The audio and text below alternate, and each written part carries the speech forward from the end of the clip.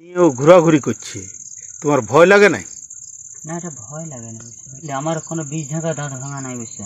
আচ্ছা, তুমি একটু থাকবে মা। যাদের বা কোনো সাপোর্টের কাছে দেখতে পাওয়া যায় নাই, কোনো একটা ডুপ্লিকেট নয়, আসলি। Hello everyone, welcome back to Reptopedia. আর আমি আপনাদের রেপ্টোপিডিয়া চ্যানেল থেকে জয়দেব মজুমদার। আবারও একটা ভিডিও, এমন একটা ভিডিও যেটা আপনাদের দেখলে হয়তো গা শিউড়ে উঠবে, এরকম একটা ভিডিও। আপনারা দেখেছেন সাপ নিয়ে বিভিন্ন মানুষকে বিভিন্ন রকম স্টান্ট করতে, কিন্তু এমন একটা সাপ যেটা সমগ্র এশিয়ার যে ত্রাস, সেরকম একটা সাপ নিয়ে স্টান্ট ঠিক বলবো না, সেই মানুষটা জানি না কোন বিশ্বাস নিয়ে আমার এই ভিডিও করার উদ্দেশ্য কিন্তু মানুষকে সচেতন করা, কারুর ধর্মীয় বা অন্যান্য জাতি সম্প্রদায় নিয়ে কোনো কথাই এখানে আমি বলতে চাই না। কিন্তু যে ভিডিওটা আমি দেখেছি সেই ভিডিওর ফ্যাক্টটাই আপনাদের কাছে তুলে ধরবো। একটা প্রচণ্ড বিষধর সাপ, সেই বিষধর সাপ কিন্তু সে পোষ মানানোর চেষ্টা করেছে বা তার এরকম মোটিভ নিয়ে সে কাজ করছে। তো এমনই একটা ভিডিও যেটা দেখলে আপনাদের ভয়ও লাগবে, আপনাদের আঁতকে উঠবেন, এরকম একটা ভিডিও কিন্তু আপনারা আজকে দেখতে চলেছেন। ভিডিও করার উদ্দেশ্য মানুষকে সচেতন করে, ভেবে নিয়েছে যে পোষ মেনেছে, কিন্তু সাপ আপনারা সবাই জানেন যে সাপ কিন্তু পোষ মানে না। সাপ এমন একটা প্রাণী যাদের মস্তিষ্ক নেই বললেই চলে, অনেক ক্ষুদ্র মস্তিষ্ক রয়েছে, এই কারণেই কিন্তু এটা একটা ডেঞ্জারাস বিষয়। তো আপনারা ভিডিওটা দেখে নিন, তারপরে আমার নিজস্ব মতামত আপনাদের সঙ্গে শেয়ার করব। এই যে তুমি একটা জ্যান্ত চিতি সাপ সাথে রাখিয়েছ এবং নিজের শরীরটা দিয়েও ঘোরাঘুরি করছে, তোমার ভয় লাগে নাই? না, এটা ভয় লাগে না, এটা ঠাকুর, মানে আমি তোমার রীতি ছিলাম, তাহলে সেই ঠাকুর বুঝতে পেরে ঠাকুর স্বয়ং না হলে এটা শিক্ষা লইলে। আচ্ছা, এটা স্বয়ং ঠাকুর, এটা স্বয়ং ঠাকুর। আচ্ছা, তুমি কোন ঠাকুরের, তোমার আরাধ্য দেবতা কি? কোন ঠাকুরের তুমি ভক্ত? আমি তোমার প্রথম তো বাইরে কাজ করতাম, হ্যাঁ, কাজ করতে করতে অটোমেটিক মানে ডুংরি থেকে যেমন লোহায় কোনোদিন চম্বুক টানে, চম্বুকে লোহাকে টানে, হ্যাঁ, তো চম্বুকে যে লোহাকে টানে মানে ডুংরি ওই একটা বৈঠকখানা ছিল, হ্যাঁ, বুঝতে পারলে? আচ্ছা, তো ডুংরি বৈঠকখানা ছিল, মানে ঠাকুর দেবতারই বৈঠকখানা ছিল। আচ্ছা, ওরা আলোচনা করতেছিল, তাহলে সেখানে অটোমেটিক আমাকে টানছে। আচ্ছা, তাহলে ওইখানে যখন টানতো তখন কি ব্যাপার, তখন যাই আমি সে দেখছি যেমন দেবতারা সব আছে, তখন সেই জল পড়ছে, জলে জলে ভরা এইসব করছে। তখন সেখানে তো পালন এইসব করতে হবে, তাহলে দেখাশোনা কে করবে? অটোমেটিক ওইখানে ঠাকুরের কৃপা হলো। আচ্ছা, তো বাইরে কাজ করতে যেতাম, বাইরে মালিক অবশ্য ভয় খেত যে মালিক অটোমেটিক কাজ হয়ে যাচ্ছে, যে কোনো হচ্ছে, বুঝতে পারলে? তো সে তখন একটা প্রচুর রাগ হয়ে গেল বাড়িতে সামনে। তো সে রাগে যখন রাগ হয়ে গেল তখন বললাম না, এই জীবনটা সে দরকার না, কাউকে গাছ কাটতে দিতাম নাই, পাখিকে ধরতে দিতাম নাই, সবর যেই পাইক পাকুড়কে ধরতে, সাপকে তোমার বাইরে থেকে লোক এখনো যদি বাইচান্স আসে, আমার প্রচুর রাগ হয়ে যায়, মানে সাপ ধরতে দিই কি। তখন সাপে অটোমেটিক আমাকে ঠাকুর করলো যে তোমার কোনো অসুবিধা নাই, আজ থেকে আমি আছি। সেই তখন থেকে আমি ঠাকুর দেবতা নিয়ে কি থাকতাম। তো আমি বলছি, তুমি মানে তোমার আরাধ্য দেবতা কোন দেবতা? শিব, কালী, মনসা, কোন দেবতা? প্রথম আমার শিবই ছিল, বুঝছো? আচ্ছা, তুমি শিব ভক্ত ছিলে? আচ্ছা, তারপর শিব ভক্ত, এই করে শিব ভক্ত থেকে আমাকে সব কিছুই শিব ঠাকুরই সবই করলো। আচ্ছা, তোমার আমি সাপ দেখলেই করতাম, মানে ভয় করতাম। আচ্ছা, বুঝতে পারলে? হ্যাঁ, অটোমেটিক যাই হোক ওই শিব ঠাকুরে তোমার সব কিছু আরাধনা করলেই করলে। আচ্ছা, যেটা বলছে সেটাই। তোমার সবাই ছিল, গোবিন্দ মহাপ্রভু ছিল, মা কালী ছিল, মা মনসা ছিল, সবাই আলোচনা করলে যে আমাদের তাহলে দেখাশোনা কে করে, বললাম অবশ্যই যদি আমাকে ঠিকভাবে রাখো আমি করে বসছি, এই করে আমি বাইরে সব ছাড়ি দিলাম। আচ্ছা, আচ্ছা, আচ্ছা।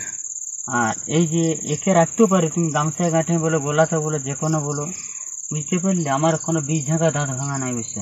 আচ্ছা, তুমি একটু থাকবে মা, একটু থাকবে, হ্যাঁ একটু থাকো। কিন্তু এটা পুরো চিতি সাপ, পুরো তিতি সাপ, যেটা বাজায় কে ধরে না, যেটা আজ পর্যন্ত কোনো বেদাদের বা কোনো সাপোর্টের কাছে দেখতে পাওয়া যায় নাই।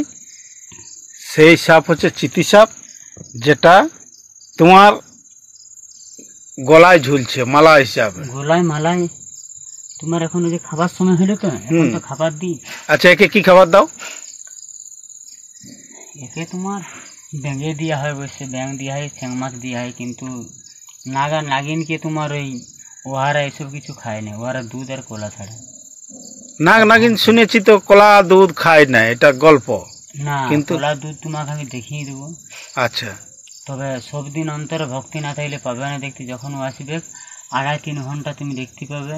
গ্রাম পর্যন্ত যে কোনো যখন আসে, তোমার ওদিকে একটা বড় পাথর আছে, হ্যাঁ, ওই পাথর থেকে এদিকে তোমার রোডে পার হয়ে আসবে, তুমি দেখবে স্বয়ং মন্দিরে আসে খায়, তোমার চলে যায়। কোনো মিথ্যা কথা নয়, একদম আচ্ছা, সত্য কথা। আগে যেমন আশ্রমে ছিল, আশ্রমে তোমার অনেকজন দেখেছি, তোমাদের ওই যে ডাক্তারবাবু যে পশু চিকিৎসা করতে মারা গেল চিত্ত পর্যন্ত দেখেছে হ্যাঁ। চিত্তবাবু, বুঝতে পারলে? কোনো একটা ডুপ্লিকেট নয়, আসলে। আর একে ব্যাং ট্যাং দেওয়া হয়, মাছ দেওয়া হয়। ঠিক আছে, খুব ভালো লাগলো তোমার এই মানে কি বলবো, ওই যাই হোক, তোমাদের মানে আশীর্বাদে, তোমরা ছাড়া কিছু নাই, তোমরাই। এই যে আমরা যাকে দেখলে ভয় পাই, মানে কিছু যাকে না, দেখলে দেখো। 10 ফুট দূরে দাঁড়াই, কিচ্ছু নাই, দেখো। সেই জিনিসটাকে তুমি হাতে নিয়ে ঘুরে আছো, যেটা আজ পর্যন্ত কোনো অসুবিধা নাই। কোন সাধক এই একে নিয়ে কোনো কায়দা কানুন করতে পারে নাই। সেই জিনিসটাকে নিয়ে তুমি যে সাথেই ঘুমাছো, সাথেই খাবার খাচ্ছ, সাথেই রাখছো, না, এই জন্যে বলবে সঙ্গে ভালো লাগলো। সঙ্গে সঙ্গে পকেটে ভরে নেবো। ঠিক আছে, ধন্যবাদ। তো আপনারা দেখলেন এশিয়ার ত্রাস, বলেছিলাম আগেই, এশিয়ার ত্রাসই বটে। কারণ এই বিষধর কালাজ বা কমন ক্রেড, এটা কালচিতি যে সাপ, সেই সাপের কামড়ে কিন্তু প্রতি বছর সব থেকে বেশি মানুষ কিন্তু এই সাপের শিকার হয়ে থাকে। প্রতি বছর ভারত, বাংলাদেশ, বিভিন্ন জায়গায় এই কমন ক্রেড বা কালাচের শিকার হয়ে থাকে। খুবই শান্ত স্বভাবের সাপ, যার কারণে কিন্তু সেই মানুষটা গায়ের মধ্যে নিচ্ছে। এবং আমি সম্পূর্ণ শিওর যে এর ভেনম গ্ল্যান্ডও কিন্তু কাঁটা নেই, কারণ এই ব্যাপারে আমি যথেষ্ট পরীক্ষা নিরীক্ষা করি, তারপরে আপনাদের জন্য ভিডিওটা বানিয়েছি। সে পোষ মানানোর চেষ্টা করছে, সে ভেবেই নিয়েছে যে সাপটা পোষ মেনে গেছে, কিন্তু এমন কিন্তু না। সাপ কখনোই পোষ মানে না, একদম শিওর কখনোই পোষ মানে না সাপ। তো সেই সাপটা গায়ের উপর দিয়ে ঘুরে বেড়াচ্ছে, যে কোনো টাইমেই কিন্তু ও অ্যাগ্রেশনে চলে আসতে পারে। হয়তো সাপটা খুব শান্ত স্বভাবের, কারণ প্রতিটা সাপের মেজাজ কিন্তু একরকম হয় না। ভারতের বিভিন্ন সর্প বিশারদকে আমি দেখেছি যারা সাপ নিয়ে স্ট্যান্ড করতে গিয়ে কিন্তু অকালে, আপনারা সবাই বিক্রম মালটকে চিনতেন, যারা পুরনো অনেক দিন ধরে এই ধরনের ভিডিও যারা দেখছেন, বিক্রম মালট, ভাবা সুরেশ, এনাদের চেনেন। তো সে কিন্তু সাপ নিয়ে স্ট্যান্ড করতে গিয়ে কিন্তু তার প্রাণ গেছে। সে আমাদের মধ্যে নেই, এরকমভাবে কিন্তু অনেকেই চলে গেছে সাপ নিয়ে স্ট্যান্ড করতে গিয়ে।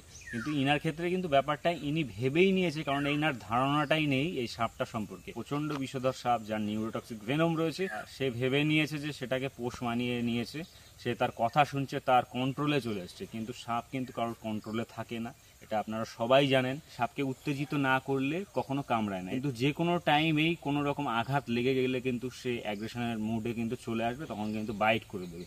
তো আমি এখনো পর্যন্ত অনেক রকম স্টান্টের ভিডিও আমি দেখেছি, কিন্তু আজ পর্যন্ত এরকম ভিডিও আমার চোখে খুবই কম পড়েছে, হয়তো দুটো একটা। তার জন্য আপনাদের সঙ্গে শেয়ার করলাম। আপনার পার্শ্ববর্তী অঞ্চলে যে কোনো সময় যদি এরকম স্টান্ট বা এই ধরনের কোনো কার্যকলাপ দেখে থাকেন, তাকে কিন্তু সাবধান করবেন, কারণ সাবধান না করলে যে কোনো মুহূর্তে একটা খারাপ দুর্ঘটনা ঘটে যেতে পারে।